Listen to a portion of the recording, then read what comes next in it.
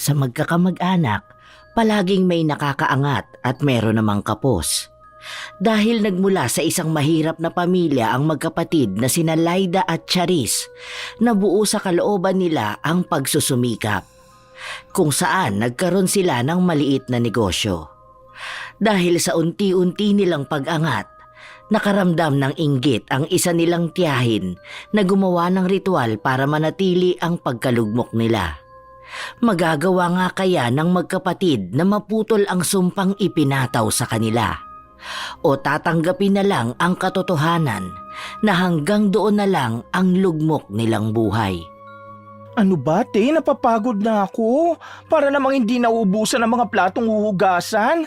Mamaya na kaya muna to. Look at my pretty nails. Nasisira na sila. Panay ka reklamo, Charlito. Maghugas ka na ng plato para mamaya makakakain na tayo.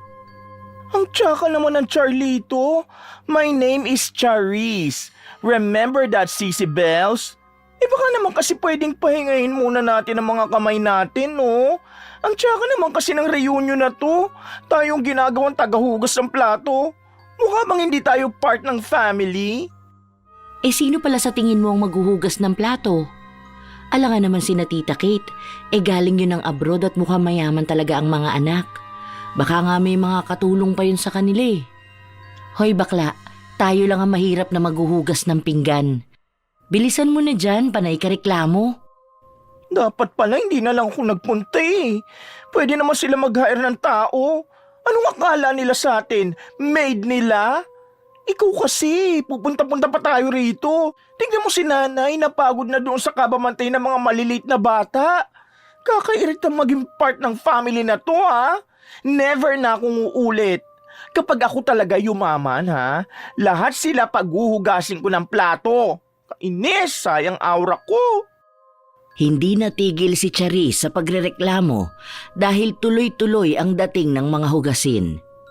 Nangangawit na rin ang mga kamay niya dahil dire-diretso ng 3 oras silang naghuhugas ng pinggan. Nakakaramdam na rin siya ng ngalay.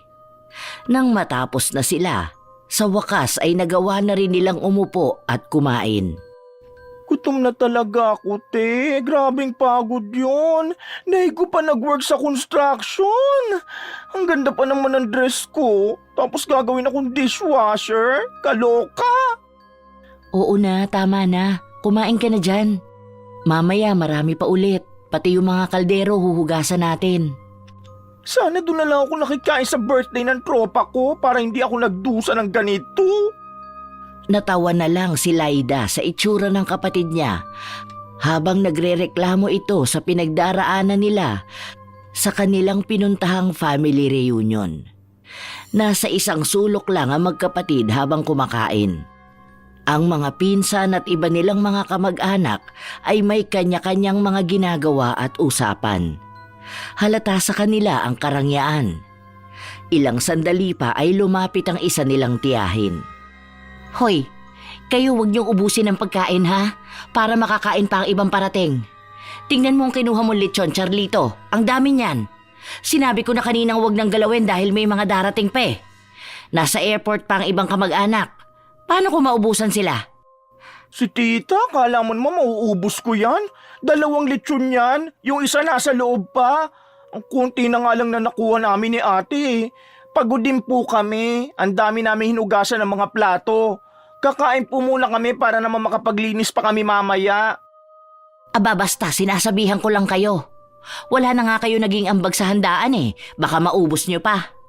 Saka ikaw, Charlito, ano bang nangyayari sa'yo? Naging bakla ka na talaga ng tuluyan. Kaya hindi kayo umaasenso sa buhay eh, dahil lumalabag kayo sa utos ng Diyos. Babae at lalaki lang ang ginawa ng Diyos. Hay, makaalis na nga. Ayokong mahaluan ako ng negative. Malas yon sa feng shui. Nakatingin lang ang dalawa sa tiya nila na naglalakad na palayo sa kinauupuan nila. Shala, may ambagan pala dito. As if naman nag-aambag yan, buraot naman yan. Dapat isa yan sa mga naguhugas ng plato eh. Mata pobre, di naman kasama sa mga rich. Feeling rich lang. Laki ng galit sa mga bakla, no? Kakagigil talaga yung tiyahin mo, te. Isa pa niyan, bibirahin ko yan dito. Wapakels kung mga VIP ang mga kamag-anak natin. May nalalaman pa siyang lumalabag sa utos ng Diyos. Siya nga ang kabit na chismosa. Anong tingin niya doon? Tama na yan sis, kumain na tayo. Hayaan mo na yan si Tia. Alam mo naman na ganyan na yan sa atin noon pa. Ubusin mo na yan, marami pa namang pagkain. Pero tama na siguro sa lechon, masyado ka ng high blood. Pinipilit ni Laida na pakalmahin ang kapatid niya dahil alam niya na kapag napikon nito, talagang makakapagsalita siya ng hindi maganda sa tiyahin nila. Sa buong araw, panay sila linis at paghuhugas ng plato. Ang iba rin nilang kamag-anak ay nagtatanong tungkol sa kanila. May mga mababait naman at may mga matapobre. Ang Tia Lorna nila ang madalas na nagbibida ng kwento patungkol sa anak niya na nasa ibang bansa na pero nagpaparinig na nanghihingi ng pera dahil maliit pa lang ang pinapadala ng anak nito. Siya rin ang nangmamata sa magkapatid na pinagsasabay ang pag-aaral at ang pagnenegosyo. Sinasabi niya na halatang walang mararating ang dalawa. Mabuti na lang at nagagawa pang pigilan ni Laida ang kapatid. Pagod silang nakauwi dahil sa dami nilang nilinisan at hinugasang plato. Kinabukasan, maaga silang nagising para ayusin ang maliit nilang negosyo. Inaantok pa ako, te. Mamaya kapag natapos ko na to, idlip muna ako ha. May exam kami mamaya eh. Magpahinga ka na muna pala. Ako na rito. Mag-review ka na rin. Sige na, carry bells na to ni ate. Carry bells din naman ang beauty ko. Mamaya pa naman ang exam, tsaka patapos na ako mag-design ng cookies. Ikaw na ang magbalot ha. Magdadala ako sa school kasi ang daming order sa akin. Oo, tama yan. Ako rin magdadala sa office. Mabuti nga mababait sila doon, pinayagan ako magbenta kahit OJT pa lang ako. Kaya nga ang dami kong ginawa ngayon eh. Sana mapaubos natin, no? Para makabili na tayo ng bagong gamit. Go lang te, kaya natin yan. Pero grabe talagang pagod ko kahapon. Sobrang lala naman magpunta sa family reunion. Tas nandun pa yung mga pet peeve mo. Diyos ko, sira talaga ang mood ko. Kuwang-kuha ni Tia Lor ng gigil ko te. Pakialamera, ni hindi nga siya bumibili ng mga tinda natin eh. Panay siya sabing di tayo magiging successful sa buhay. Akala mo laki ng tulong niya sa atin. Tapos pinagyayabang niya yung anak niya. Sino doon nag-abroad? Si Jessica? Uy, anong abroad? Baka nasa probinsya ka mo, nagtatago kasi buntis. Wag ako te, alam ko baho ng pamilya nila. Tanging pagtawa lang ang naging tugon ni Laida sa kapatid niyang panay ang reklamo. Sa paglipas ng mga araw, naging maayos ang takbo ng negosyo ng magkapatid. Nagagawa na nilang makabili ng mga gamit sa bahay na dati ay pangarap lang nila. Nagkaroon na sila ng mga taga-suporta na palaging bumibili ng maramihan. Mabuti naman at unti-unti nang gumagaan ang buhay natin. Nakakatuwa naman. Tingnan mo meron na tayong lugar para sa paggawa ng mga ibinibenta natin. Nagdagdag pa tayo ng products.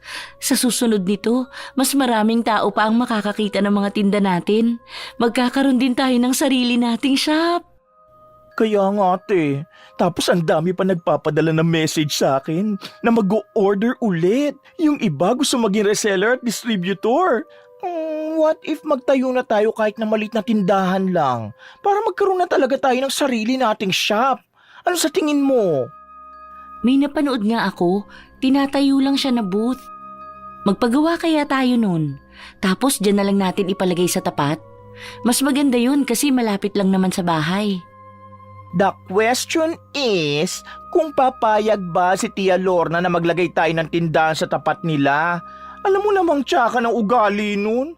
Paniguradong palalayasin tayo. Grabe kaya ang kadamutan nun. Dati nga nung mga bata pa lang tayo manggal ang binibenta natin. Tinauba naman yung mesa. What more pa kaya ngayon? Ako na lang ang kakausap kay Tio Benny. Baka sakali kahit na saglit lang. Maganda rin kasi kung may pwesto tayo.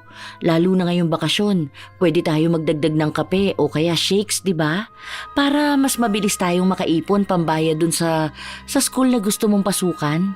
Tapos graduating na ako, makakatulong yun para sa gastusin.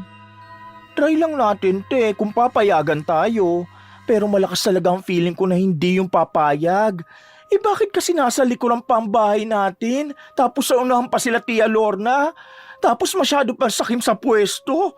Kahit katiting ayaw ipahiram? Sige na, dito ka na muna. Ayusin mo yan lamesa ha, tapos may mga bagong deliver na plastic pambalot ng orders. Lalabas muna ako, kakausapin ko si Tio Benny. Pag dumating pala si nanay tapos wala pa ako, sabihin mo na may naluto na akong pagkain. Kumain na muna sila ni tatay ha. Umalis na rin kaagad si Laida matapos niya itong sabihin. Habang naglalakad siya papunta sa bahay ng Tio Benny nila, nasa lubong niya ang asawa nito. Ang matapobre nilang tiyahin na si Tia Lorna. Nag-aayos ito ng mga kalat sa harapan ng bahay nila. Ay hello po Tia, andyan po ba si Tio Benny? Baka po pwede po kayong makausap na dalawa. May ipapakisuyo lang po sana kami. Tungkol naman saan yan?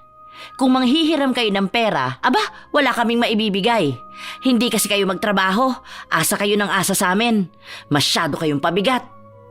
Hindi naman po tungkol sa pera, may trabaho po kami. Hindi rin po kami umasa sa inyo kahit na minsan. Makikisuyo po sana kami kung pwede kaming makipwesto dyan sa tapat ng bahay nyo. Habang bakasyon po sana gusto naming magtinda. Para po makaipon din kami ng pera para sa enrollment ni Charis. Ay hindi! Huwag niyong harangan ng daanan namin. Bakit hindi kayo maghanap ng pwesto nyo? Talagang dyan nyo pa gusto sa harapan namin ano? Para makaistorbo kayo. Saka magnenegosyo rin kami, huwag kayo rito. Kahit nakausapin mo pa si Benny, hindi rin yun papayag. Pansamantala lang naman po, Tia. Hanggat bakasyon pa po. Sisikapin po namin na hindi maging makalat ang tapat ng bahay ninyo. Kahit pa isang araw lang yan. Hindi pwede. Baka maagawan niyo pa kami ng negosyo. Magbubukas kami dyan sa susunod na araw ng tinda namin. Doon kayo, sa malayo. Ang aga-aga binibigyan mo ako ng stress. Basta kapag sinabi kong hindi kayo rito pwede, hindi kayo pwede. Magbayad na lang po kami ng renta. Para lang po maging malapit lang din po sa bahay. Anong gusto mong gawin ko sa barya na ibabayad mo sa akin? Mukha ba akong salat sa buhay para tumanggap ng barya? Hindi ka ba makaintindi ng hindi pwede? Sayang lang yung pinapasok mo sa school kung pabobo ka ng pabobo. Simpleng bagay na lang hindi pa maintindihan. Magnenegosyo kami. Hindi mo ba yun alam, ha? Alin ang mahirap intindihin doon? Sige po, Tia. Pasensya na po ulit kayo. Nagbaka sakali lang naman po ako eh. Salamat po ulit. Ayan, tama yan. Umalis ka na. Hinahaluan mo ng negative energy ang maganda kong araw. Nagpapamalas ka pa sa buhay namin. Wala nang nagawa pa si Laida. Umuwi siya sa kanila, bit-bit ang balita na yon. Ikinuwento niya sa kapatid niya ang naging asta ng kanilang tiyahin. Dahil natural na palaban si Charis, gusto niya sanang sugurin ang tiyahin niya. Ngunit pinigilan ito ng kanyang ate. Ayaw niya na magkaroon pa ng gulo. Huwag mo nang awayin. Hayaan mo na. Maghanap na lang tayo ng paraan. Pwede naman tayo magrenta kung sakali man may mahanap tayong maliit na tindahan. Basta mura lang para hindi rin tayo malugi. Magnenegosyo raw sila eh. Huwag na tayo makipagtalo. Malas yun sa mga plano natin. Hayaan na lang natin siya. Bingo na talaga sa akin niya si Tia Lorna. Akala mo naman talaga mahaharangan yung bahay nila. Tingnan mo ha, ang inenegosyo niyan kaparehas ng sa atin. Ay, kilalang kilala ko na yan. Sa grabing inggit niya sa atin, kahit yata candy ibenta natin, ganun din ibebenta nila. Tapos sasabihan na tayo pa ang nangaagaw ng customer. Ganyan na ganyan yun noon pa. Hindi ba nga dati may tinda tayong fishball? Kinabukasan meron na rin sa kanila. Sinabi na ngang hayaan mo na eh. Mag-asikaso na lang tayo ng mga ibebenta natin. Marami pa tayong padadalhan bukas. Tara na, huwag ka na ma-high blood dyan. Sayang ang eyelash extensions. Kaya kupal masyado yun dahil pigil kayo ng pigil na birahin ko yun. Dapat sa kanya sinusupal-pal para alam niya rin na may mali siya. Sa pamilya kasi natin, ako lang yata ang kayang sumagot-sagot sa babaeng yun. Nagpapapaniwala kasi kayo na dapat galangin siya, pero tayo hindi naman niya kayang galangin. Kainis talaga. Tama na sinabi, Charis. Kumalma ka na. Huwag na masyadong magpa-apekto, ha? Iniiwas ni Laida ang kapatid niya sa gulo. Dahil kapag nag-away-away, sila lang namang pamilya ang kawawa. Wala silang pera katulad ng tiyahin nila, kaya kung may gulo, sila lang palagi ang dehado. Dahil ilang beses na rin yun nangyari. Sa paglipas ng mga araw, nakahanap ng paupahan ng dalawa sa tapat ng bahay ng kaibigan ni Charis. Pinayagan silang magtinda doon at hindi naman sapilitan ang pagbabayad nila. Pero nagbibigay sila ng pera bilang konsiderasyon sa pag-abala nila. Grabe! Dinarag sana tayo ng mga tao! Ang daming customers! Hindi ko inaakala na ganito! Oo nga, at ang dami pang nakapila. Ano sa tingin mo? Kaya ba natin to? O mag-stop na muna tayo sa pagtanggap ng mga order? Mukhang may mga parating pa kasi. No, ate. Go tayo dyan kahit gaano sila karami. Andito naman si nanay Tinutulungan naman tayo. Sige na, kaya na namin dito. Antabayanan mo lang ha. Sabihin mo sa akin kung mag-stop muna tayo sa pagtanggap ng orders. Baka kasi mapagod ka rin sa kasi nanay. Normal lang mapagod, te. Basta go mo lang lahat yan, kailangan natin doble kayod. Tandaan mo, marami tayong planong gawin, kaya walang karapatan ang mapagod, ha? Go lang sa lahat! Dagsa ang mga tao sa negosyo nila, kung saan mas malaki na ang naiipon nilang pera. Sa totoo lang ay hindi nila ito inaasahan. Dahil simpleng kapihan lang naman ang itinayo nila at maliit na tent lang ang meron sila. Pero mukhang pumabor sa kanila ang swerte kaya tuloy-tuloy ang mga customer nila. Nagpatuloy ang mga buwan na ganon sila kasikat hanggang sa nagpresenta na lang ang kaibigan ni Charis na ipaupa na ang dati nilang kantin na pwesto. Nalugi na kasi yun noon kaya nagsarado. Dahil sa dumaraming customers ng magkapatid, naisipan nila na magkaroon na sila ng mas maayos na pwesto dahil may sapat naman silang pera para rito. Pinagtulungan nilang pamilya ang pagsasaayos at pagpapaganda ng kanilang coffee shop. Ayan, ang ganda na ng itsura ng coffee shop natin. Akalain mo yun? Dati dinadala lang natin sa school ang mga binibenta natin. Tapos naisipan natin na magtayo kahit na maliit na pwesto para magbenta ng kape. Tapos ngayon meron na talaga tayong pwesto. Ang daming nag-aabang sa pagbubukas natin. Grabing swerte natin, no? Swerte at tiyaga talaga to, te. Ang dami nating sleepless night. Ang dami ko rin tigyawat. Nakakatuwa naman. Unti-unti na talaga nating natutupad ang mga pangarap natin. Oo nga eh. Sa susunod nito, makakapagpagawa na talaga tayo ng sarili nating bahay. Lilipat na tayo doon para naman hindi na rin magtrabaho sina nanay at tatay. At para hindi na rin tayo mukhang kawawa sa family reunion. Tignan lang nila sa susunod. Magiging parte na rin tayo ng mga VIP. Hindi na tayo nakatago sa kusina at naguhugas sa mga pinggan nila. Huwag kang ganyan. Kahit na maging successful tayo, dapat palagi tayong humble. Ang dami nating pinagdaanan na hirap. Hindi naman pwedeng maging katulad tayo ng mga taong kinaiinisan natin, di ba? Nung nakataas na sila, saka naman naging masama ang ugali. Kahit na anong mangyari, hindi tayo magiging ganon, okay? Ay wow, taray! Very down to earth ang atake ng ate ko. Siyempre hindi naman tayo ganun ka-bad person. Pero siyempre, limit lang tayo. Ang dami kaya mga kamag-anak natin na walang naitulong sa atin. Though, understandable naman sa iba kasi mahirap din sila. Pero yung mga mayayaman nating kamag-anak na palagi tayo minamaliit, lalo na yung tiyahin mo si Lorna, ay talagang ekis yung sa akin. Kahit na anong gawin nating kabutihan sa kanya, lahat minamasama niya. Hayaan mo na siya. Mas maganda pa nga ang kinalabasan nung hindi niya tayo pinayagan na pumuesto sa kanila eh. Kasi nakahanap tayo ng lugar na mas maganda. Huwag mo nalang pansinin. Huwag pansinin, halata namang daming inggit nun. O, diba sabi ko sa'yo magtatayo yun ng maliit na coffee shop? Gagayahin yung sa atin. Kaso nalugi, wala nagpupunta. Paano? Palaaway kasi siya. Very ma-attitude. Ay, yoko na nga lang mag-talk, baka makasaga pa tayo ng bad energy. Tara na, umuwi na tayo, te. Kahit nakakaramdam ng pagod ang magkapatid, masaya pa rin ang nararamdaman nila dahil unti-unti na rin nilang nakikita ang katas ng kanilang paghihirap. Marami man ang hindi naniniwala sa kanila, pinagpapatuloy pa rin nila ang paniniwala na mababago rin ang kanilang tadhana. Ilang buwan ang lumipas, nanatiling matayog ang negosyo nila. Nagsimula na rin ang inggitan sa kanilang pamilya, lalo na sa tiyahin nila na pilit gumagawa ng paraan para bumagsak sila. Laida! Lumabas ka nga dyan, Laida! Laida!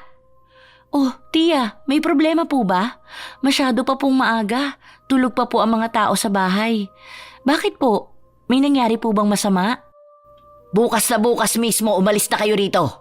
Bitbitin niyo lahat ng mga basura ninyo at ayoko nang makita pa mga pagmumukha ninyo. Po? Bakit po? Ano pong nangyayari? Bakit niyo naman po biglang naisipan na palayasin kami sa bahay namin? Babawiin ko na ang bahay na yan dahil dyan natitira ang anak ko pagbalik niya sa Pilipinas. Ipapaayos ko yan para may matirhan sila ng asawa niya. Lumayas na kayo bago ko pa kayo kaladkarin palayo rito. Bahay po namin to. Wala naman po yata kayong karapatan na paalisin kami rito. Ha? Kailan niyo pa naging bahay yan? Binigay sa amin yan ni tatay at dyan lang pinatira ang mga magulang mo. Masyado kayong abusado ha? Malaki na nga ang kinikita nyo sa negosyo nyo. Gusto nyo pang umangkin ang pag-aari ng iba. Ang kapal ng mukha ng pamilya nyo. Basta binibigyan ko kayo hanggang bukas para lumayas. Gusto nyo pa yatang kaladkarin ko kayo palayo. Siguro naman mas nakakahiya yun, di ba? Teka lang po. Ibinigay po ito ni Lolo kay Papa. May kasulatan po yun. Andun po ako mismo nung sinabi yun ni Lolo. Pumirma pa nga sila sa harapan ng abogado eh. Kaya wala po kayong karapatan sa bahay namin. Nagbabayad kami ng lupa dito. Ha? Matapang ka na ngayon ha? Ganyan ba nagagawa ng pera sa pamilya ninyo? Sus, akala mo naman kung sino ka na para umastang ganyan? Nakatikim lang ng konting asenso, nagmamayabang na. Sa bagay, galing nga pala kayo sa isang kahig, isang tuka. Kaya nang makatikim ng kaunti, naging mga timawa na. Nasaktan ang dalaga sa mga salitang binitawan ng kanyang tiyahin. Lalo na at patungkol ito sa kanilang pamilya. Balak na sanang magsalita ni Laida nang dumating ang kapatid niya. Ay, ano nangyayari dito? Bakit ang ingay? Nagpapahinga ang tao eh. Ano pang problema, tiya? Huwag kang makialam ditong bakla ka. Basta bukas na bukas, lumayas kayo rito. Pauwi na ang anak ko at wala siyang titirhan. Huwag niyo ipagsiksikan ang pamilya niyo rito. Lumayas kayo at magpakalayo-layo. Ay, teka, bakit mo kami pinapaalis, ha? Bahay namin to. Bata pa lang kami, dito na kami nakatira. Pati ba naman tong malit namin pwesto? Gusto mo pang kamkamin? Hoy, mahiya ka naman, Lorna. Huwag masyado makapalang face mo. Charis, tama na. Huwag kang ganyan magsalita kay Tia Lorna. Ay, bakit ako mahihiya sa kanya? Bakit? Siya ba nahiya sa atin? Masyado siya matapobre, porket walang lumalaban sa kanya. Hindi kami alis dito. Bahay namin to. Hanapan mo ng bahay ang pokpok mong anak. Uuwi-uwi siya ng lalaki niya, wala pala siyang bahay. Walang yakang bakla ka? Bastos ka! Wala kang karapatan na pagsabihin ng ganyan ng anak ko. Palibhasa, bakla ka kasi. Kasalanan ka sa Diyos. Ay, ano pong tingin niyo sa inyo? Banal-banalan? Hindi ba nasa utos din ng Diyos ang huwag makiapid sa asawa ng iba? Hindi nagsalita si Lorna. Agad niyang hinigit ang pamangkin. Bumaon pa ang kuko niya sa mukha nito at sa kanya sinabunutan. Aray ko, ano ba? Bitiwan mo ako, nasasaktan ako! Tiya, tama na po. Bitiwan niyo po ang kapatid ko. Hindi sinasadya ni Laida na mapalakas ang pagtulak niya sa tiyahin nila na nagdulot para matumba ito. Dahil sa nangyari, mas lalong nakaramdam ng galit ang Tia Lorna nila. Pinagmumura sila nito at pinagbabato ang bahay nila. Dahil yero lang ang pader nila, gumawa yun ng ingay sa lahat. Madaling araw pa lang kaya nabulabog ang mga kapitbahay. Hindi tumitigil sa pagwawala si Lorna hanggang sa nilapitan nito ng mga anak at asawa niya. Doon na siya nagsimulang magpaawa. Kinakausap ko lang naman sila tungkol sa paglipat nila ng bahay, pero nagawa pa akong saktan. Tapos binastos pa ako ng bakla na yan. Walang modo mga batang yan. Hindi ko alam kung paano pinalaki ng mga magulang nila. Hindi po kami ang may kasalanan ha. Kung kinakausap niyo po sana kami na maayos, hindi po yung duduruhin niyo kami at ipapamukha na mahirap lang kami. Pinagtatanggol lang namin ang pamilya namin. Oh, nakita nyo na? Anong klaseng kabastusan yan? Halatang walang gabay ng mga magulang. Sayang lang ang pinag-aralan kung bastos naman. Halatang walang mararating sa buhay. Pag-usapan na lang po natin to ng maayos. Hindi naman kasi talaga maganda ang inaasta nyo sa amin. Pinapalayas nyo kami kaagad sa bahay namin nang hindi man lang dumadaan sa maayos na usapan. Tingnan mo mga anak mo, Allen. Ganyan mo ba dinidisiplina ang mga yan? Isang walang modong bakla at isang santa-santita na nasa loob ang kulo. Anong klaseng mga magulang kayo? Hinahayaan yung maging ganyan ng mga yan. Mga pariwara. Nagtangka na magsalita si Charis para sagutin ang tiyahin nila. Pero napigilan siya sa paghawak sa kanya ng ate niya. Dahil gising na rin naman ang mga kamag-anak nila. Kinausap sila ng mga ito kasama ang Tio Benny nila. Doon nila nalaman na wala naman palang sinasabi ang Tio Benny nila na palayasin na sila doon. Bigla lang itong naisipan ni Lorna dahil nalaman niyang magpapaayos ng bahay ang mga ito. Mas kinakampihan mo pa sila ngayon? Saan mo naman patitirahin ang anak natin? Kaya nga nila magpaayos ng bahay Dapat kaya nilang lumipat sa iba. Pinagpipilitan ng kanilang Tia Lorna na palayasin ang pamilya ni Laida. Pero katulad nga ng sinabi ng dalaga, may hawak silang papel na nagpapatunay na sila ang may-ari ng bahay. Kaya kahit na anong pilit ni Lorna, hindi sila pwedeng basta lang paalisin sa bahay na yon.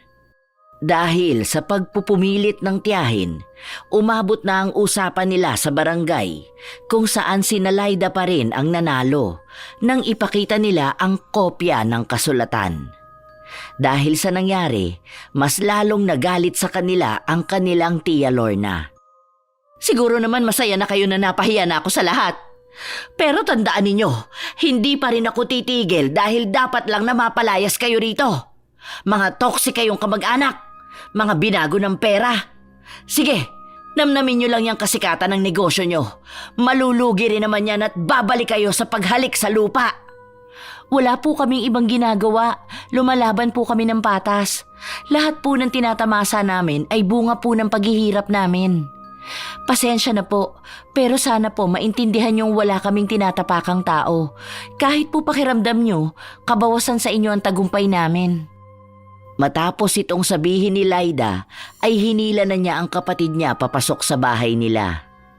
Hindi lang siya makapaniwala na ang daming masasakit na nasabi sa kanila ng tiyahin nila kahit na wala naman itong alam sa mga pinagdaanan nila.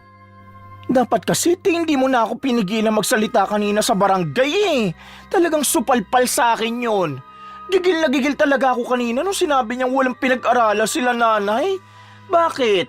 Ano bang tingin niya sa sarili niya? May pinag-aralan? Ang kapal ng mukha niya. Hayaan na lang natin. Wala rin naman tayong mababago Kahit anong gawin natin, yun pa rin ang tingin nila. Sikapin na lang natin na mag-focus sa business natin. Tapos saka tayo mag-ipon para makakuha ng bahay malayo sa kanila. Ang hirap magkaroon ng toxic na kamag-anak. Takot na takot malamangan no? Konting pag-angat lang ng tao, tingin na nila kalaban. Hindi ba dapat matuwa pa siya dahil nagiging maayos na ang buhay natin? Ay, oo nga pala. Paano nga naman siya matutuwa sa atin? Malaki tayong hadlang sa kanya kung sakali. Ay, talaga, kakalbuhin ko yan. Kainis! Bakas pa rin ang galit kay Charis. Hindi niya matanggap na maraming masasakit na salitang paulit-ulit na sinasabi sa pamilya nila. Ang isa sa hindi niya matanggap ay ang apihin ang mga magulang nila na para bang basura lang ito sa kanilang angkan. Naging tahimik ang lahat noong pinasarado na ni Laida ang isang pinto kung saan daan papunta sa bahay ng tiyahin nila. Hindi na sila nakikita ng mga ito at hindi na rin nila naririnig ang mga hinaing nito na ang iba ay patungkol sa kanila. Naging abala rin ang magkapatid sa kanilang negosyo. Wait a moment. Look who's here, ate. Andyan ang devil mong tiyahin. Tingnan mo, ang sama pa ng tingin sa mga customers natin. Naku, baka dito pa yung manggulo ha. Hindi ko yan naatrasan talaga. Baka buhusan ko pa yung mainit na kape. Charis, tumigil ka na. Makakasira sa negosyo natin yan. 'Di ba? Positive vibes lang tayo. Ako na ang kakausap sa kanya. Ayusin mo na lang 'tong mga order sa atin. Inirapan lang ni Charis ang tiyahin niya na naglalakad palapit. Si Laida naman ang humarap dito. Nginitian niya pa ito bilang simbolo ng paggalang. Tia, napasyal po kayo rito. Bibili po ba kayo? Hindi. May negosyo rin kaming ganito dyan lang sa tabi. Tiningnan ko lang kung anong pinagkakaguluhan ng mga tao rito sa loob ng shop nyo. Ang pangit naman ng style at for sure pangit din ang lasa ng kape. Mas maayos pa sa amin. Ewan ko na lang kung hindi maubos ang mga tao na to at mapunta sa amin. Ah, sa inyo pala yung bagong tayo na coffee shop sa may gilid. Ang ganda nga po eh. Nakita ko po nung napadaan ako. Congrats po pala sa bago niyong negosyo. Congrats? Congrats ka dyan. Halata namang naiinggit ka lang sa ganda ng coffee shop namin eh. Baka nga sa susunod gumaya na kayo. Inggitera pa naman at gaya-gaya kayo. Walang originality. Ngiti lang ang ibinahagi ni Laida. Wala siyang panahon para patulan ng tiyahin niya na halatang gusto lang siyang magalit. Bago umalis ang tiyahin, siniraan pa nito ang magkapatid sa mga customer nila. Sinabi niyang hindi sila magtatagumpay sa buhay dahil masyadong masama ang ugali nila. Na ang mga taong mapagmataas ay hindi pinagpapala ng Diyos. Sa mga araw ng pagbubukas ng bagong negosyo ni Lorna, nananatiling namamayagpag pa rin ang sa magkapatid. Kahit na anong gawin niya, hindi niya matapatan kung ano ang tinatamasa ng dalawa. May mga paninira rin na ginagawa ang tiyahin patungkol sa kanilang kapihan, pero nananatiling tikom ang bibig ng magkapatid. Ayan ate, nakaipon na tayo para sa pagkuha ng bahay. Ano, titignan na ba natin? Hindi ko pa alam. Baka itabi na muna natin to. Kailangan pa natin magbayad sa tuition mo. Graduating na ako kaya feeling ko malaki ang magagastos natin. Tapos lilipat ka pa ng school. Marami tayong mailalabas na pera. Kaya siguro isang tabi na lang muna natin ang bagong bahay. Kasi kapag nakapagtapos na tayo sa pag-aaral, mas madali na yun. Isipin mo may maganda na tayong trabaho, tapos may negosyo pa tayo. Baka mas magandang bahay pa ang makuha natin. Well, so true naman. Baka nga makabili pa tayo ng mansyon. Total mga princess na rin tayo. Ayaw nga pala, may kasalanan ka sa akin ha. Bakit hindi mo sinabi sa akin na si Tia Lorna may-ari ng coffee shop sa kabila? Girl, bakit mo tinago ha? Nang matapos na mag-ayos ang magkapatid ay umuwi na rin sila. May dala pa silang pasalubong sa kanilang mga magulang na pagsasaluhan nilang magpapamilya. Nang makauwi sila, nakita nila ang tiyahin nila na nasa bahay. Ano pong ginagawa niyo rito, Tia? Baka mga away ka na naman. Wala kaming panahon, Tia. Hindi naman. Gusto ko lang sana kayong makausap. Kaya nga naghintay talaga ako na makauwi kayo eh. Tungkol po saan? Pansin ko kasi na lumalakas na ang benta namin sa coffee shop. Tapos umuunti naman ang sa inyo. Paano kaya kung pagsamahin na lang natin ang mga negosyo natin? Totally, magkakamag-anak naman tayo, hindi ba? Para sana may tatao rin sa shop namin. Ang mahal kasi magpasahod eh. Gusto mo kaming maging tagabantay lang? Nagbabayad din naman po kami ng tatao sa shop namin kapag wala kami. Normal naman po yung sa negosyo. Kaya po mas mainam kung ganun ang gawin ninyo. Ang mahal kasi ng magagastos namin. Ayaw naman nilang tumanggap ng below minimum. Saka para namang iba ko sa inyo. Parehas naman ang negosyo natin. Sige na. Hindi naman kayo malulugi dahil pagsasamahin naman natin ang coffee shop. Eh di mas maraming customer. Kumbaga ang magiging hatian natin 40-60. Akin ang 60% dahil ako naman ang nakaisip nito. At kaya nyo naman na ang 40%. Pasensya na po kayo, tiya. Pero hindi po kami papayag. Maayos naman po ang coffee shop namin. Siguro po mas maganda kung tingnan niyo po muna ang magagawa niyo para sa tatao sa shop niyo. Pasensya na po talaga. Oh, kita niyo na? Lumalabas talaga ang kasamaan ng ugali pagdating sa pera. Sa bagay, ganyan talaga ang buhay. Langaw na nakapatong saglit sa kalabaw. Akala mo kung sino ng mataas. Okay lang. Sinusubukan ko lang naman kayo. Saka mas malulugi pa ako kung ipagsasama ko ang negosyo ko sa inyo. Makadayain niyo pa ako.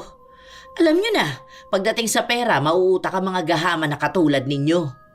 Makaalis na nga, wala namang kwenta ang pagpunta ko rito. Umalis si Lorna na naririnig ang bulong ni Charis patungkol sa lugi nitong negosyo. Nang tuluyan na siyang makaalis ay kinausap ng mga magulang nila ang dalawa. Tinanong kung hindi ba nila tutulungan ang tiyahin nila sa negosyo nito dahil nakakaawa naman daw ito. Mas naaawa ka pa sa kanila, Nay? Naawa po ba sila sa atin nun? Uutakan lang po kami niyan. Parang hindi na po kayo nadala sa kanila eh. Hindi po ba nagsimula rin kayo ng negosyo noon kasama siya? Tapos ang nangyari wala kayong nakuha na kahit na magkano? Ang sabi pa nalugi sila, pero nakuha naman nila lahat ng pera. Hindi nga po nila tayo tinulungan nung walang-wala po tayo eh. Matatanda na po kami, kaya alam na namin ang mga pinaggagawa nila sa atin. Naalala ko pa noon, New Year noon. Wala tayong kuryente dahil naputulan tayo dahil sa kagagawan din nila. Hiniram ni Tia Lorna ang pambayad ng kuryente pero hindi niya na binalik. Tapos nung tayo nawala ng kuryente, anong ginawa nila? Pinagtawanan po nila tayo. Kaya malaki talagang hinanakit ko sa kanila, Nay. Tama na yan, Charis. Di ba sinabi ko na sa'yo na kalimutan mo na yung mga yan? Hayaan na natin yun sa nakaraan. Mag-focus na lang tayo sa mga magagandang nangyayari sa buhay natin ngayon. Hayaan natin, te? Tapos ano gagawin na naman nila tayong masama? Ang bait nyo kasi masyado eh. Kaya abusong-abuso sila sa atin. Tapos panay kayo patahimik sa akin. Tingnan nyo ha, nag-aabang lang yan na bumagsak tayo. Dahil ang paghihirap natin ang nagpapasaya sa kanila.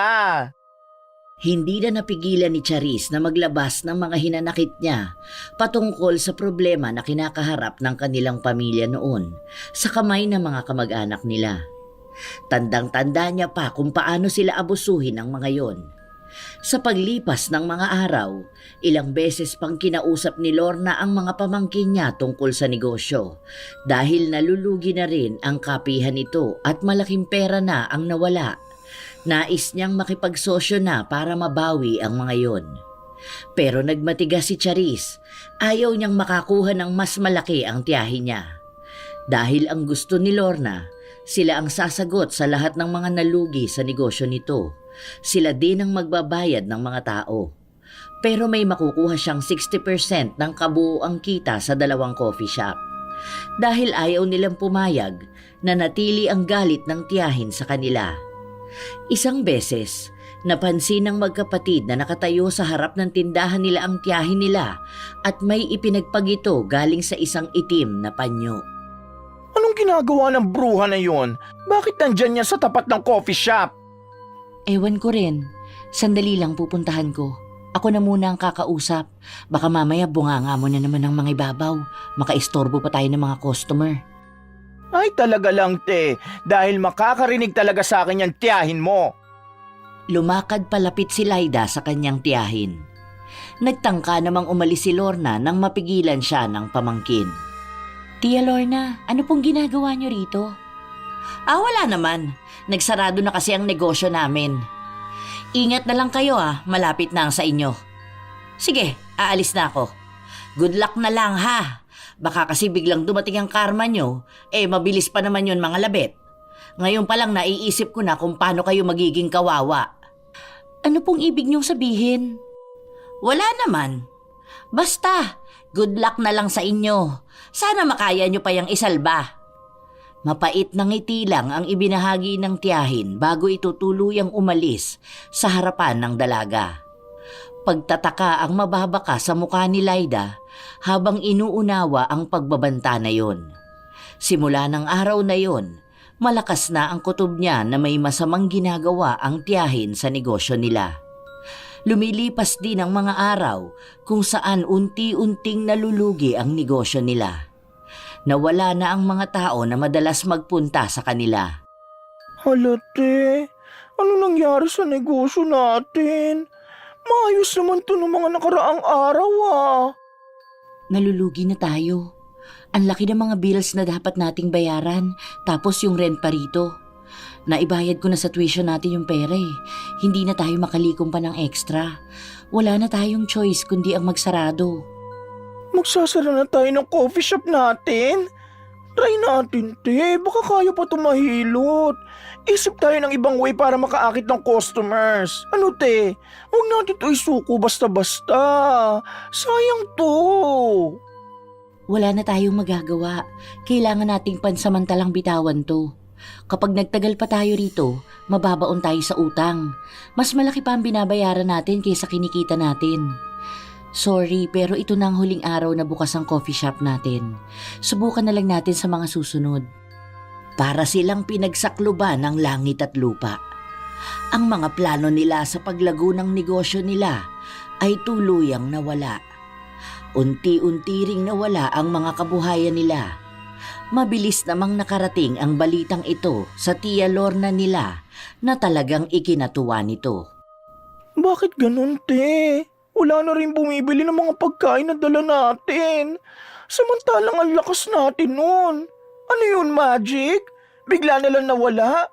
Luging-lugi na tayo, nakakaloka. Hindi ko nga rin alam. Nauubos na rin ang ipon natin, tapos bayaran na naman ng bills. Hindi ko na alam kung anong nangyayari. Parang lahat na lang ng mga ginagawa natin may humaharang na kung ano. Kasi walang natutuloy. Kung matuloy man palaging palpak. Hindi ko na alam. Lumalaban naman tayo ng patas. Saka lahat naman yun pinaghirapan natin. Wala na nga tayong tulog Wala na tayong pahinga. Tapos ganito pa. Ay, ano ba naman yan? Oh, ayan. Kumusta naman ang mga pamangkin kong lugmok na sa kahirapan? Sabi sa inyo hindi na kayo makakaangat sa buhay. Saglit lang na ipinatikim sa inyo ang kaginhawaan para ipakita na sa putik talaga kayo nararapat. Tia, nandyan po pala kayo. Bakit po kayo napadaan? Makikibalita lang sana ako. At totoo nga ang nakarating sa akin. Luging-lugi na ang negosyo nyo. Nakakatuwa namang malaman yun. Deserve nyo naman talaga yun. Paano? Masyado kayong mayayabang. Tama lang yan. Diyan lang kayo. Maging mahirap lang habang buhay. Hindi po to panghabang buhay. Alam ko po na pagsubok lang to sa amin. Kung makikibalita lang po kayo para magdiwang sa pagbagsak namin, mas maganda po kung umalis na lang po kayo rito. Ayan, ganyan na ganyan yun. Kasi nga malas naman talaga ang pamilya ninyo. Ipinanganak ba naman kayo ng mga magulang ninyong mangmang? Ganyan talaga ang mangyayari sa inyo. Kaya hindi ako magtataka kung sa susunod, magmamakaawa na kayo sa bahay para humingi ng tulong sa akin. Pero ito ang tatandaan ninyo. Kahit na lumuhod pa kayo sa harap ko, hindi ko kayo tutulungan. Tama lang yan sa inyo. Masyado kasing mataas ang tingin nyo nung nakakaangat kayo Talagang magdiriwang ako sa pagbagsak nyo. Kasi masarap makitang lumalagapak kayo. Yun naman pala di magpa-party ka sa bahay nyo. Charis, tama na yan. Tia Lorna, sana naman po maging mindful po kayo sa mga sinasabi nyo. Ang dami pong pinagdaraanan ng pamilya namin. Hindi naman po kami nanggugulo sa inyo. Kaya po utang na loob po. Huwag naman po kayong ganyan sa amin. Aalis na rin naman ako. Gusto ko lang makita kung paano kinakarma ang mga walang modo kong pamangkin. Ano, manlilimahid na naman ang kahirapan sa inyo. Magmumukha na naman kayo mga batang yagit. Hay, makaalis na nga rito. Baka makasaga pa ako ng bad energy. Ang sabi pa naman, iwasan ng mga toxic na tao ngayon taon. Tumaas pa ang kilay ni Lorna habang naglalakad siya palayo sa bahay ng mga pamangkin niya. Ang dalawang magkapatid naman ay nakakaramdam ng pagkalungkot dahil mismong kadugupan nila ang tuturing sa kanila ng ganyan. Ang mismong nag-aabang ng pagbagsak nila. Habang lumilipas ang mga linggo, nananatiling matumal ang kahit na anong negosyo na gawin ng magkapatid. Kahit na sa paghahanap ng trabaho, nahirapan sila. Dahil dito ay nauubusan na sila ng ipon. Hanggang sa pati pagbabayad sa bills ay hindi na nila magawa. Naputulan na tayo ng ilaw, te. Ano lang gagawin natin? Tapos may sakit pa si tatay. Ang lala ng ubo niya.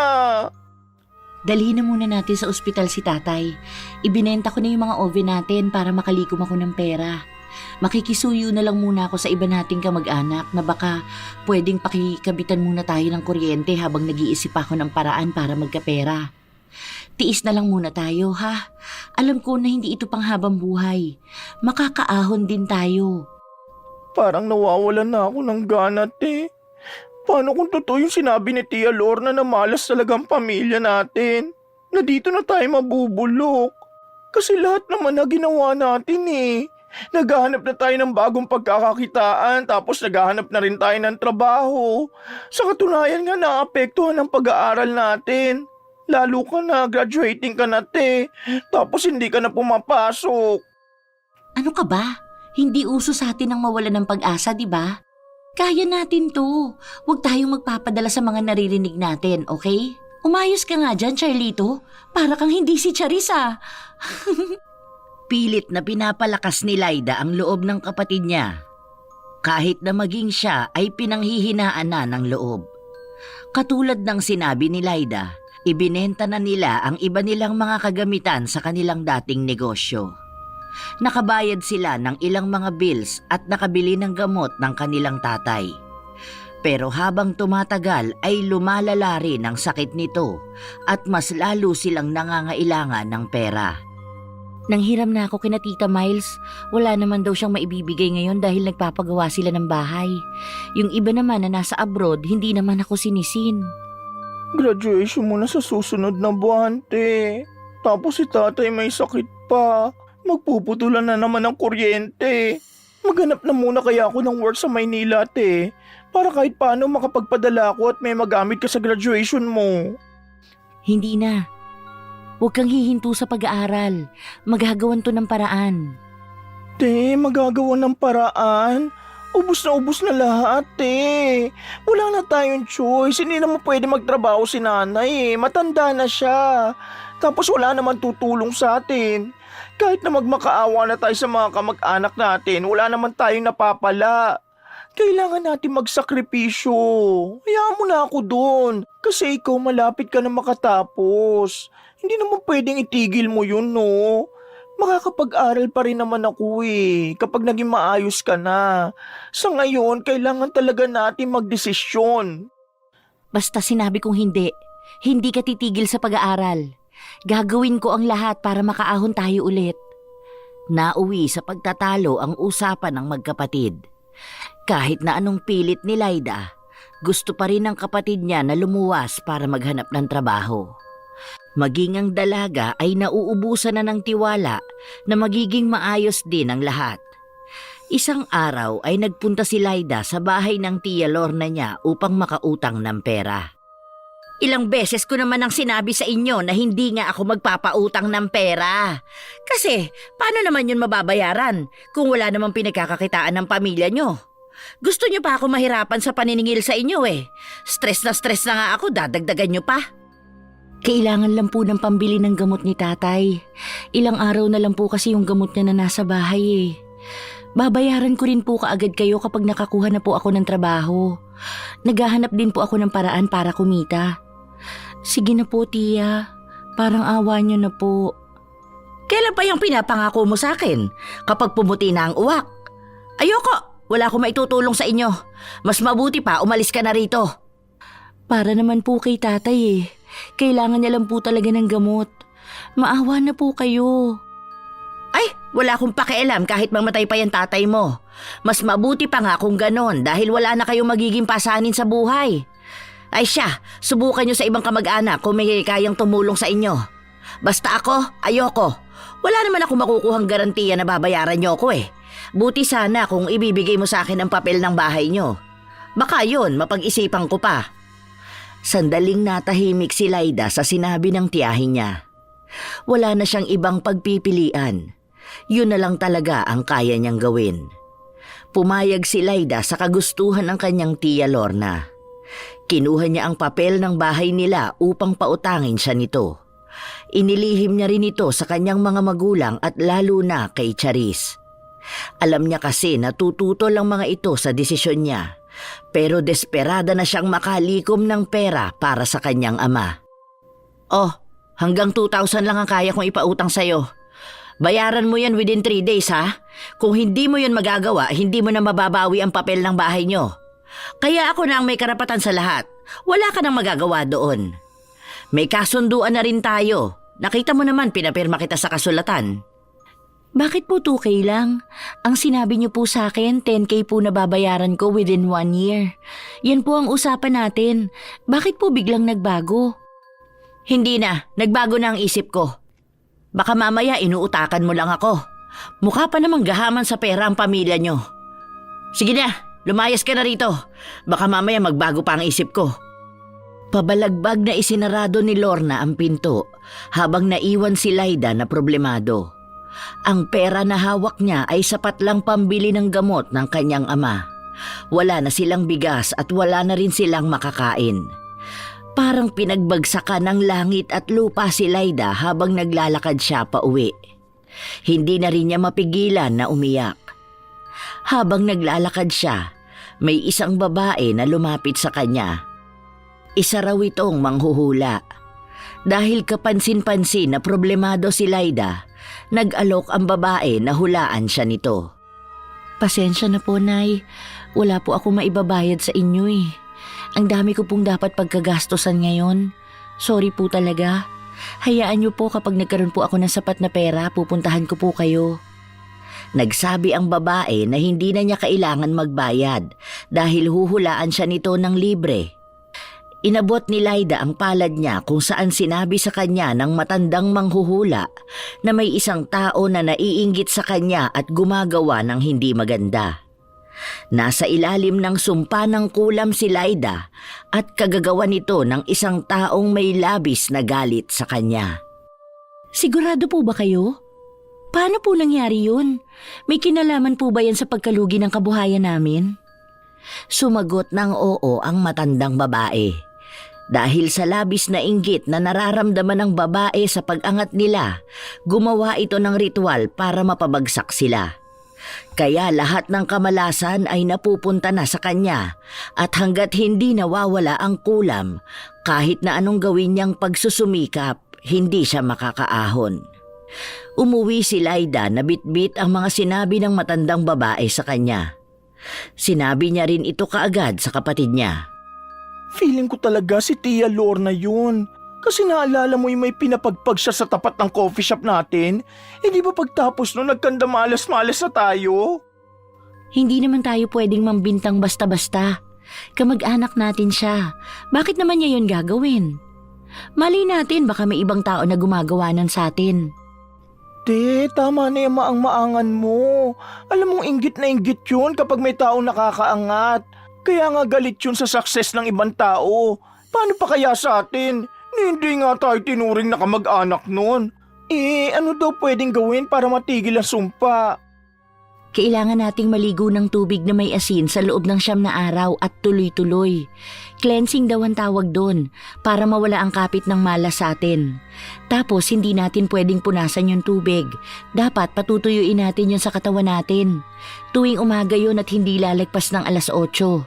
Tapos tuwing Biyernes daw dapat magpausok tayo ng insenso. Nagsabi pa siya sa akin na para magkaroon tayo ng proteksyon sa mga inggit, dapat may garapon tayong naglalaman ng asin tapos may dahon ng laurel.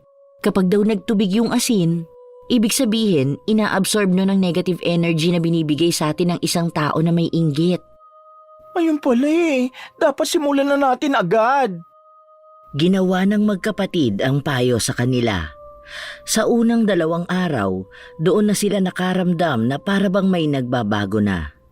Dahil hindi na ganon kabigat ang pasa nila. Nagsisimula na ring magkaroon ng offer na magandang trabaho kay Laida kahit na hindi pa siya tapos sa pag-aaral. Kinuha niya yon kasabay sa pagsisimula ulit nila ng negosyo. Ngunit nang napansin ng Tia Lorna nila na nagkakaroon na naman sila ng kabuhayan, nagtungo ito sa bahay nila kasama ang barangay. Hoy! Lumabas nga kayo dyan sa hawla ninyo! Yes, what's happening? Bakit po kayo sumisigaw, Tia? At bakit po may mga kasama kayong taga-barangay? May nangyari po bang masama? Ayan, may kasama na akong barangay para palayasin kayo rito sa bahay na to. Bibigyan ko lang kayo ng ilang oras para hakutin ang mga basura ninyo. Ito na naman po ba tayo sa pagpapalayas nyo sa amin? Nagharap-harap na po tayo nun sa barangay, hindi po ba? Oo, noong hindi ko pa hawak ang papel ng bahay na ito. Ito, nakikita mo ba to? Hawak ko na ang papel. Ibig sabihin, ako na ang may-ari ng bahay nyo. Kaya pwede na kayo lumayas ngayon na. Hindi pa naniwala si Charis noong una, kaya napatingin siya sa ate niya na hindi nagsasalita. Ano yan, te? Bakit hawak ni Tia Lorna ang papel ng bahay? Paano nangyari yun? Siguro ninakaw mo yan dito, no? Ah, kaya pala palagi ka nasa bahay. May bala ka palang kunin sa amin. Inggitera ka na nga, magnanakaw ka pa. Bakit hindi mo tanungin ng magaling mong ate kung paano to napunta sa akin? Nangutang kasi ako sa kanya at kinailangan na bayaran ko siya matapos ang 3 araw. Pangatlong araw ngayon. Magbabayad naman ako pero mamaya ko pa kasi makukuha ang pera. Tia, baka po mapag-usapan pa natin to. Kahit hanggang mamayang gabi po. Tutubuan ko naman po ang inutang ko. Ay nako, hindi na. Natapos na ang usapan natin. Lumayas na kayo rito kung ayaw ninyong sunugin ko ang bahay na to at sabay-sabay kayo lamunin ng apoy. Lumayas na kayo! Mga walang pakinabang sa buhay. Mga perwisyo lang kayo. Tia, pag-usapan na lang po muna natin to. Nakikisuyo po ako sa inyo para po sa pamilya namin. Maliit na bagay lang naman po ito. Parang awa niyo na po. Kahit nahalikan mo pa ang mga paa ko sa pagluhod mo, hindi nyo na mapipigilan ang desisyon ko. Lumayas na kayo rito dahil tinatakwil ko na rin kayo bilang kadugo ko. Wala kayong pakinabang sa akin at panay lang kayo pasakit sa buhay namin. Kung hindi ninyo kayang buhayin ang mga sarili ninyo, ayun, dun kayo sa tulay at sabay-sabay kayo magpakalunod. Aba, kung hindi kayo lalayas ngayon, sinasabi ko sa inyo, magkakaalaman talaga tayo. Puro masasakit na salita ang binitiwan ni Lorna. Mga salita na hindi nila akalaing masasabi ng kadugo nila. Sinubukan pang makiusap ng mga magulang nila, ngunit hindi sila pinakinggan ni Lorna. Wala siyang maramdaman na kahit na anong awa sa mga ito.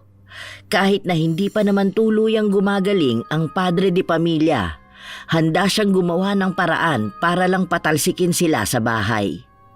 Dahil may kasamang mga barangay ang tiyahin, walang nagawa ang pamilya nila kundi ang umalis ng bahay, bit-bit ang mga gamit nila. Hindi man lang pinakinggan ni Lorna ang hiling ng mga ito na kahit ilang araw pa para makahanap sila ng matutuluyan. Ayan, tama lang yan sa inyo. Bitbitin nyo palayo ang mga basura ninyo. Doon kayo sa kalsada. Tutal, dyan naman talaga kayo nababagay. Talaga? Pero sa susunod, huwag kang lalapit sa amin kapag kami naman na nakaluwag-luwag, ha? Siguraduhin mong paninindigan mo yung sinabi mo na tinatakwil mo na kami bilang kamag-anak mo. Tama lang dahil ayoko rin ng toxic na tao. Ang kapal naman ng mukha mo. Itaga mo sa bato. Kahit na anong mangyari, hindi ko kayo kakailanganin. Dahil kahit na kailan, hindi naman kayo aasenso sa buhay. Matapos itong sabihin ni Lorna ay dinuraan niya sa muka si Charis. Gusto sanang gumanti ng pamangkin, ngunit agad na pinigilan ng ama nito. Baka sa mukha ni Charis ang panggagalaiti, ngunit wala siyang ibang magawa. Saan na tayo ngayon yan pupulutin, te? Ayoko matulog sa kalsada. Sayang ang beauty ko, kumalikabukan lang. Sandali lang, kausap ko yung boss ko. Nagsabi siya na pwede tayong tumuloy dun sa pinapaupahan nila. Saka ko na lang daw bayaran kapag sumahod na ako. Tara na, dun na tayo. Sus! Pakunwari ka pang may tutulong sa inyo. Kamag-anak nyo nga ayaw kayong tulungan dahil wala kayong mga kwenta. Tapos aasahan mo pa ang ibang tao? Aba syempre, sa ibang tao lang naman nakakakuha ng tulong. Mabuti pa nga ang ibang tao na awa sa amin kaysa sarili naming kadugo gumagawa pa ng kulam.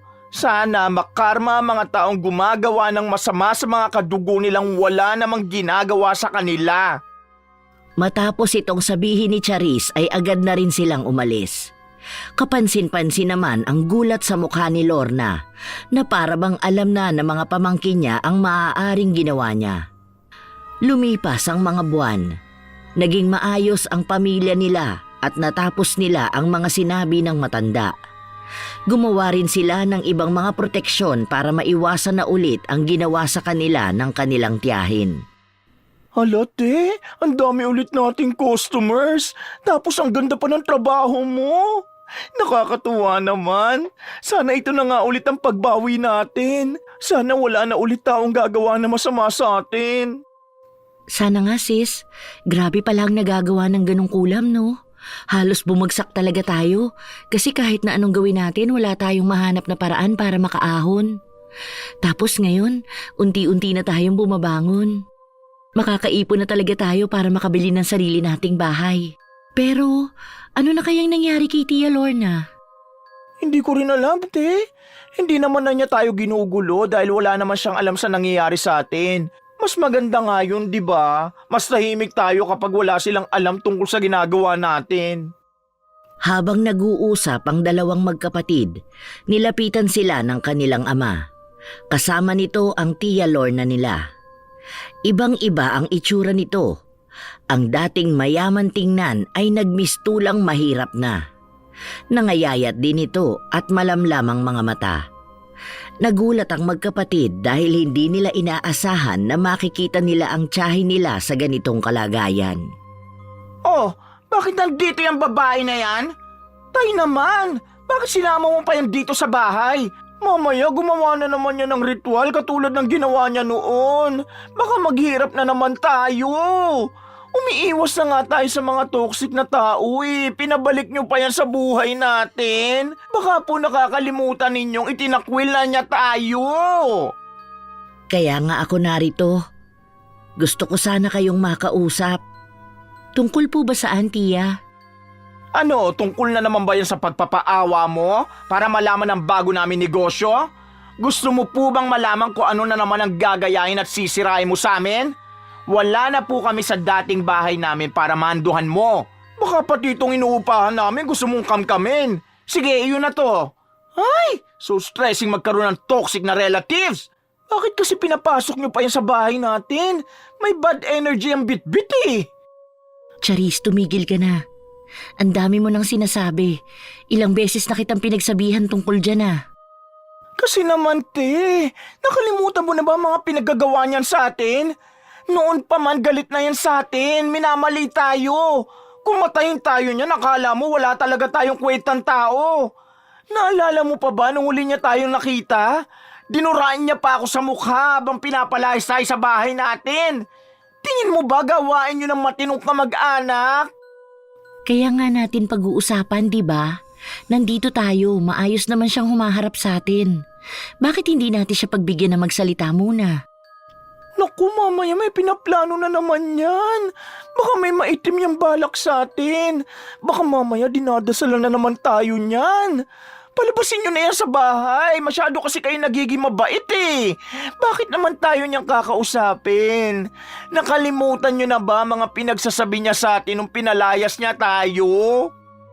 Dahil sa hindi pagtigil niya magsalita, ang kanilang ama na ang pumigil kay Charis. Dahil inuunti-unti na nitong inilalabas ang mga saloobin niya sa kamag-anak nila. Dahil dito, Kahit na paano ay kumalma siya. Pero ang mga tingin niya ay naglalahad pa rin ng sama ng loob at may halong galit. Ano po bang sadya niyo sa amin, Tia Lorna? Gusto ko lang sanang humingi ng tulong sa inyo. Kailangan ko kasing magpagamot. Lumulubha na kasi ang bukol na nakita sa leeg ko. Dahil sa dami kong gamot na iniinom, naubos na ang ipon namin. Naisanla ko na rin ang bahay namin.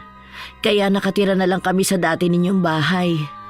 Doon kami nagsisiksikan, buong pamilya.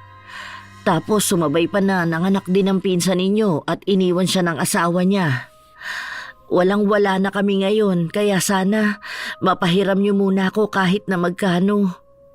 Wala pang trabaho ang Tio Benny ninyo, pero pagkaya na, magbabayad agad ako. Kailangan ko lang ng pampagamot at ipambabayad sa kuryente. Ilang buwan na kasi kaming naputulan, walang kapitbahay na gusto kaming pakabitin. Ganun po ba? Sige po, pahihiramin ko kayo para po makapagpagamot na kayo. Pero maliit na halaga lang po ang kaya ko sa ngayon dahil po nagbayad kami ng renta at naihulog ko na ang pera po sa bahay na kukunin namin. Sana po makatulong ako kahit na konti. Pagtataka ang mababaka sa mukha ni Charis. Ayaw niyang tulungan ng ate niya ang babaeng naging dahilan kaya ilang beses silang naghirap. Pero hindi siya pinakinggan nito. Naglabas pa rin ng pera si Laida para makatulong sa tiyahin nila. Eto po, Tia Lorna. Sana po maging sapat yan kahit na paano. Oo nga po pala, kung wala kayong bigas, pwede po kayong kumuha sa bigasan na tinda namin. Saka nyo na lang po bayaran kapag nakaluwag-luwag na po kayo. Sa ngayon, ayan lang po ang kaya ko kasi nagbabawi pa lang po kami. Maraming salamat sa iyo, Laida. Kahit na ilang beses kitang tinanggihan noon sa paghingi mo ng tulong sa akin, hindi ka nagdamot. Patawarin mo ako sa mga nagawa kong kasalanan sa inyo. Kayo lang ang tumulong sa akin na kamag-anak.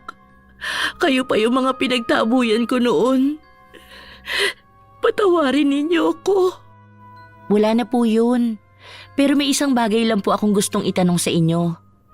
Totoo po ba na pinakulam nyo ang negosyo namin? Hindi kaagad sumagot si Lorna.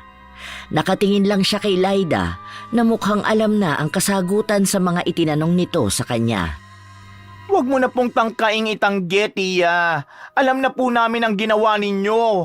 Hanggang kailan niyo po ba gustong itago ang pagkakamaling ginawa niyo? Nakakahiyamang sabihin. Pero, oo. May kakilala ako namang kukulam, kaya humingi ako ng tulong sa kanya. Dahil nakikita kong umaangat na kayo sa buhay, pinili kong pabalikin kayo sa paghihirap. Hindi ko akalain na lahat pala ng mga ginagawa ko babalik sa akin. Ngayon, lahat ng kamalasan ako na ang sumasalo. Nahihiya nga akong lapitan kayo at hingan ng tulong, pero kayo na lang ang tanging naiisip ko na makakatulong sa akin.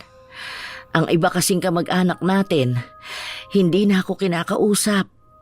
Doon ko lang napagtanto na mali pala ako dahil mabubuting tao kayo. Kaya kayo pinagpapala. Mas pinapangunahan ako ng inggit. Patawarin niyo sana ako. Hayaan na po natin yun. Sana po natuto na po talaga kayo sa mga ginagawa ninyo. Hindi po sa lahat ng pagkakataon palagi kayong nasa itaas. Pinapatawad na po namin kayo. Sana po gumaling kayo at makabawi sa lahat ng mga nawala sa inyo. Maraming salamat talaga, Laida. Hindi ko akalain na kayo pa ang makakatulong sa akin. Ang akala ko, ipagtatabuyan niyo ako katulad ng ginawa ko sa inyo noon. Pasalamat ka, may awa ang ate ko. Pero, carry bells na rin? At least natuto ka na mag-sorry ngayon. Huwag mo na isipin yung mga nagawa mo noon. Ang isipin mo na lang kung paano ka makakapagbago ngayon. Walang humpay na humingi ng tawad ang tiyahin nila sa mga nagawa sa kanila nito noong mga panahong sila ang nangangailangan ng tulong. Doon lang din kasi napagtanto ni Lorna na ang buhay ay hindi palagi sa kanya papabor. Lalo na kung nasimulan na niyang gumamit ng itim na mahika upang pabagsakin ang iba. Kahit na gaano pa karami ang pera nila, mabilis itong mauubos kapag karma na ang sumingil. Marami siyang nagawang mali sa kadugo niya na nag-iisang tumulong sa kanya sa kabila ng mga galit nila. Nang matapos yun, umuwi na si Lorna at naiwan ang magkapatid na nag-uusap. Grabe, no? Sa tagal pala nating hindi nakikita si Tia Lorna, ang dami na palang ganap sa buhay niya. Naghirap na siya, nagkaroon pa ng sakit. Samantalang dati ang lakas-lakas niya pa. Tapos sa sobrang dami nilang pera, halos hindi niya na alam kung saan yun gagamitin. Kaya madalas sa mali niya nagagastos. Pero super damot niya kapag dating sa atin, no? Tapos parang isang pitik lang, ang bilis kinuha sa kanya lahat. Kaya nga ako naaawa sa kanya eh. Kahit naman ang dami niyang nagawa na mali sa atin, kadugo pa rin naman natin siya. Sana lang gumaling na siya at maging maayos na rin ang pamilya niya. Pati nga raw mga anak niya hindi na nakakapag-aral ngayon. Tapos si Jessica, yung anak daw niya may diferensya pa nung ipinanganak. Tapos iniwan pa ng asawa. Iniisip ko pa lang ang pinagdaraanan nila. Hindi ko na mapigilang maawa. Hindi pa naman sila sanay sa hirap. O, diba? Sabi sa'yo, buntis lang si Jessica eh. Hindi totoo nag-abroad. Tapos ngayon iniwan ng asawa. Ay, yan ang mahirap kapag masyadong mapagmataas ang isang tao. Panay pa sabi niya nung family reunion na malaki ang sahod ng anak niya sa abroad. Tapos nakapangasawa ng afam. Yung pala mahirap na ang napangasawa, manloloko pa. Grabe niya ipagyabang yung kayamanan nila nun, no? Nakala mo hindi mauubos. Kaya nga dapat manatili tayong humble. Dapat hindi tayo magbabago ng pera. I mean, kahit na maging marangya tayo, hindi tayo maging kasing damot ng mga taong minsan nating hiningian ng tulong. Kasi hindi man natin matamasa ang karma sa ngayon, for sure darating yun sa mga panahon na hindi natin inaasahan. Iba maningil ang karma, talagang biglaan. Kaya ikaw, iwasan mo rin yung pagiging matabil ng dila mo, ha? Baka mamaya magaya ka sa mga kinaiinisan natin. Panay ka pa naman rant sa mga mayayabang nating kadugo. Mabait naman ako, te. But sometimes hindi ko mapigilan ang bibig ko manlait. Pero always remember, ha? Pwede maging mabait pero bawal maging tanga na papagamit lang sa mga tao lagi, ha? Dahil panigurado na kikilalanin lang tayo ng mga kamag-anak natin kapag meron tayo. Pero baliwala kapag walang-wala tayo. Nagtawanan lang ang magkapatid habang pinag-uusapan nila ito. Habang lumilipas ang mga buwan at taon, mas lalong nagiging matayog ang naaabot ng magkapatid. Nakuha na nila ang pangarap nilang bahay. Nakapagtapos sila ng pag-aaral at nagsimula ng palaguin pa ang kanilang negosyo. Ang Tia Lorna naman nila ay patuloy na nagpapagamot. Tinutulungan din nila ito. Sila na rin ang kumuha ng isinanlang bahay ng tiyahin nila upang makabalik ang mga ito sa kanilang bahay. Ayos ah. Parang nung last family reunion, nasa kusina tayo at hirap na hirap sa paghuhugas ng plato. Ngayon, member na tayo ng VIP? Wow, amazing! Baliw ka talaga. Tara na nga, hindi ka man lang ba makikipag-usap sa kanila? I know! Ang dami nilang tanong sa akin. Nagpakita lang talaga ako para umuwi rin. Let's go ate, umuwi na tayo. Ang mahalaga, nakita rin ng mga kamag-anak natin na kaya nating itaguyod ang mga sarili natin. Babush guys! Umalis ang magkapatid sa harapan ng mga tao na minsan silang tiningnan bilang mga basura. Alam nilang malayo pa ang lalakbayin nila para sa tagumpay na gusto nila. Pero hanggat masaya at sama-sama ang pamilya nilang inaabot ito, walang imposible. Napagtanto nila na tama lang na hindi nila sinukuan ang mga pangarap nila at kahit na kailan ay hindi mananalo ang isang tao kapag mas nananaig sa kanya ang inggit. Dahil kahit saan man makarating ang isang inggitera ay palaging umuuwing sawi.